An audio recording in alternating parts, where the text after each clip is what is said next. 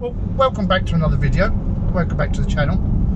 Today, just a little chat about our M3, our E93 M3 that we bought. And this is honestly, genuinely, the first time I've driven it properly. When I bought the car, we drove it for about 1.9 miles as a test drive, and then we just bought it sort of on a whim, really. Wasn't really thinking about an M3, so I don't really know a lot about them. But this is a 2008 BMW M3 E93 denoting it's the soft top. So this is really just a bit of a review on what it's like to drive. So I'm not going to be able to give it its full beans and take it to its full potential, because quite frankly I don't know the car. So those that don't know, this era of BMW has a 4-litre naturally aspirated V8 with individual throttle bodies, pushing out about, it's over 400 brake, probably about 415, but not masses of torque. So I don't know, I've never had an M car before, never, to be honest. I'm not actually a big fan of BMWs. I've had a few BMWs in the past, E34s, E38s, E36s, and then recently a 330e, which was a hellish car. But I've never even driven an M car of any type. Not driven any M3 before I bought this one, so this is the first ever drive of an M3. Now, although I say I'm not a big BMW fan, there's no disguising the fact that the M cars have always been seen as something a bit special. And this one, on paper, and what I've seen on other videos, is meant to be one of the best. With that naturally aspirated V8, and I've driven it now for about 10-15 minutes. Just been to a nice little car show in Essex, and the engine is just unbelievable. You think it's going to change gear, you think it just keeps revving and revving and revving. And the sound, okay, in the previous video you would have seen I've modified the exhaust, so our exhaust is a lot louder now. But the sound is just phenomenal, and the way it revs is just glorious. Yes, this one being the convertible, I've got a bit of a rattle up here somewhere, which I didn't notice on the test drive, so I've got to look at that at some point. But first impressions, it's a very stable, solid feel to the car. Now I'm comparing it to other cars that I've had and owned myself, which I would put in the same sort of class, performance-wise and things like that. And that was my 400 brake RS Focus, which was excellent, and our 500 brake Jaguar F-Type V8. And this is comparable to my Focus, which might upset BMW owners, but my Focus was a very, very modified, sorted car. To me, this is better than the F-Type. I would argue that the F-Type is a prettier looking car. I don't think many people would disagree with that. But just driving it, this one has the same sound as the our old F-Type. But the F-Type, you couldn't really exploit the power because it was just too tail happy. But this just feels absolutely planted. So the modifications on this, I'm going to show you, do a bit of a walk around on the outside of the car, just to show you the modifications. Which, so actually probably I'll leave that for that part of the video. So this is the automatic, the DCT, the dual clutch transmission, which on paper and what I've seen is meant to be faster than the manual.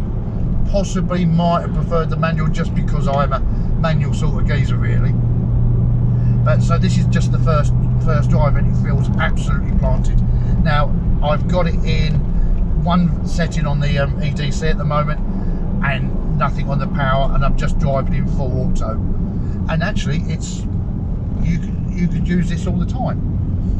I was expecting it to be a bit more fidgety. Yes, that rattle, that's really annoying. I am going to sort that. But then you've got the M button, and I didn't realise how special the M button is, and I have set it up so it suits my needs. But just wait for this engine. Listen to that. It's going. It's unbelievable. It you what the rest of the car is like, it actually gives you goosebumps. Look, I've got goosebumps. It is insane.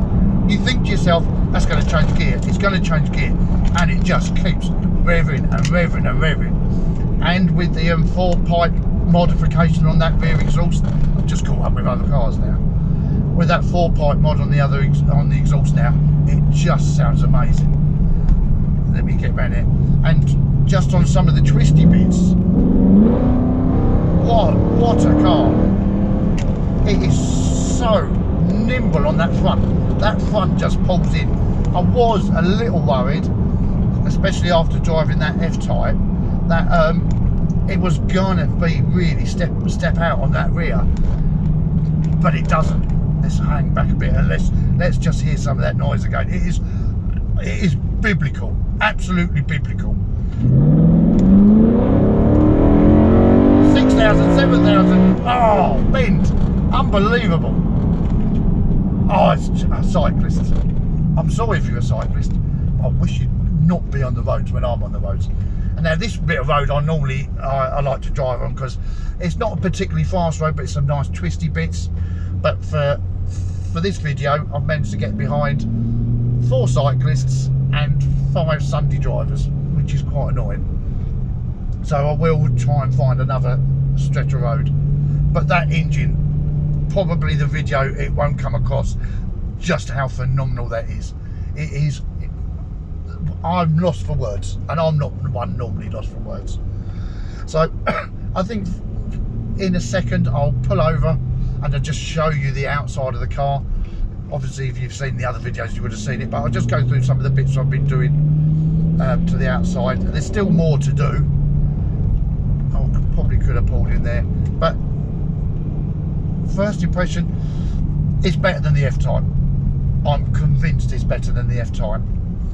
I am a bit of a turbocharger whore, if you want. I love that sensation of the turbocharger when it kicks in. I do like that. But how can you not love the way this revs? It is just incredible. And now we're going past the cyclist. Revs. Oh my God! What a car! What an absolute car. And that comes into the corner nicely. And I'm not using the flappy pedals because I'm not used to them yet. I know you might think, oh, what's the point not using the flappy pedals? But oh, what a joy. Oh, and the speed, it just creeps up on you. I know this road, and that turning just came up again, and that's only 5,000 revs. It sounds amazing, and these gears, it's just so quick. It's lightning quick every single time. And I have been told that when you change down, you get a blip. So I'm going to try and do the blip. Hang on, mind the potholes. Good old Essex roads. Right, so let's get going. Let's change down. Oh.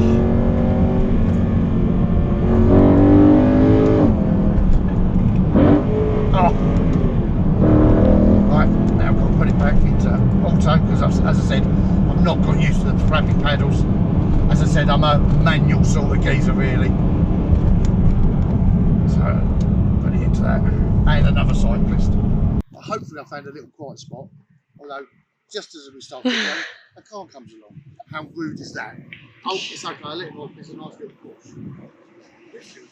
So, as you said, we've pulled out for a little bit of a drive, and now we'll pull up and just go through the M3, and the M3 that we've got, and what makes an M3, which I didn't know when I bought the car. When these came out, I always recognised the M3 because of the bonnet. What I didn't realise was the only panels on this car that are the same as a normal 3 Series is the roof panel, the door, and the boot lid. So the front bumper, the wings, the rear quarters, the bonnet are all bespoke to the M3. And it's not until you actually look at one of these next to a standard 3 Series, you just realise how aggressive that front end is. And these wider arches, and the wider rear arches as well. And the more I look at the car now, I'm thinking, it grows on me even more. And now I understand what makes the M3 body Nice little TR6. What makes the body so special? So those that of my age remember Capris with a power bulge, which was just a power bulge. This is actually there because of that big V8, as I said in the early part of the video. 4 litre naturally aspirated V8. It has to have that bump for the big plenum. So with our car, we bought it with most of the modifications. Obviously we've got the black badges, love them or hate them, I don't know. I quite like them. The all black kidney grills, I quite like them. Whether that's classed as the GTS splitter, I don't know, but that's an aftermarket splitter, and I quite like that. And it just gives that a bit more depth and aggression on the front end, which I quite like. And then we'll move round to the sides. Obviously, we've got the competition style wheels and the F-Series calipers that we've painted. Well, they're the M3 calipers, but I painted them the F-Series colour. I believe these are non-standard. These are carbon fibre.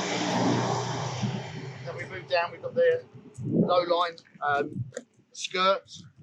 Then move round to the rear.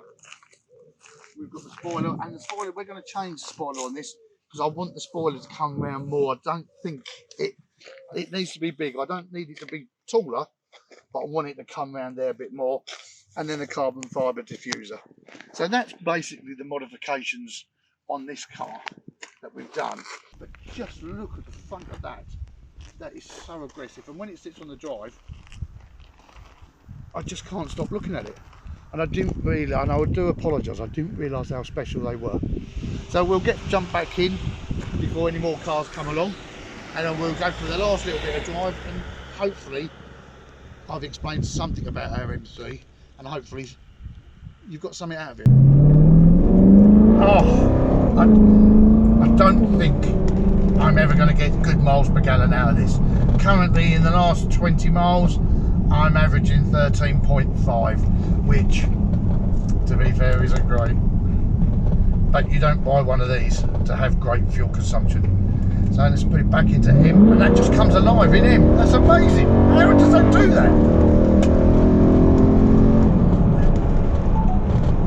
Oh, sorry, I'm lost for words. What a great piece of kit this is. I think, and I've still got to live with it for a bit, I think this is more exciting than my RS Focus. I knew my RS Focus inside out, so I could make that dance on apexes and go around corners, so I'm still not used to this yet, but I just think this is just so exciting. I don't think you can see in here, but we have got an aftermarket steering wheel in here. It's carbon fibre and quite chunky. I don't know how I feel about it. I didn't actually know it was aftermarket until I actually started to look around and realise that this isn't the same steering wheel everyone else has got. So, what do I think of the first drive? Well, I think you can see by my emotion, I'm a little bit happy about it. I'm a little bit smitten and glad we'd actually bought it. Still got to live with it, so I will do a review probably in about 6 months, 8 months time, or maybe a year, just to see how we've got on with it. That's if we've still got it, because those that know me, we don't tend to keep cars for a long time. But this is this the best car I've ever driven? It might be. It might just be the best car. That's a bold statement. That is a bold statement, Lauren. It is bold, and I've had a few hundred, but this thing, I am now a driving god in this. What a well sorted car. And now I've got another person in front of me. How selfish is that? So selfish of you. Should have gone another way.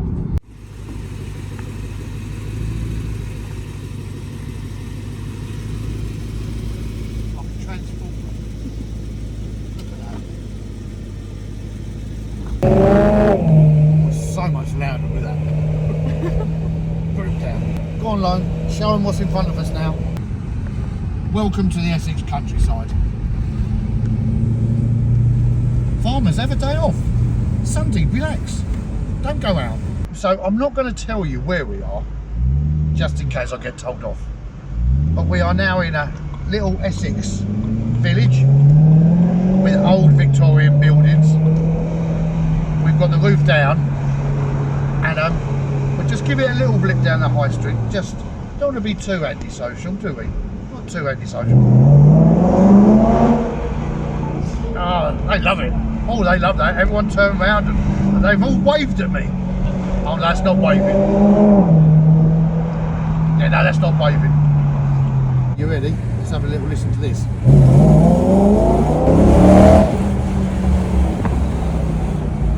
It's as fast as we can go without being stupid. Because this thing revs, you always feel like, oh, have I slipped into manual? Because it doesn't change gear like you expect it to. It holds out the gear. So I've got to get used to that. The coupe might be the better driver's car. It might be, I don't know, I've never driven one. But I should imagine any car that you take the roof off, it becomes a bit wobbly wibbly or wibbly wobbly. So I don't know what the coupe drives like, but the sun's out, I've got the wind flowing through my hair. What's not to like?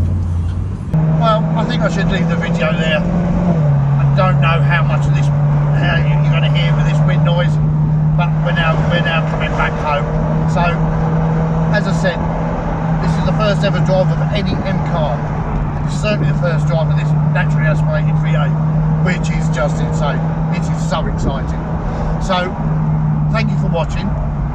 Any comments, any way I can improve the content, I certainly do improve these reviews, because I've got some other reviews of some really cool cars coming up, and I enjoy doing it. That's the main reason I do it. I enjoy doing it. So thank you for watching.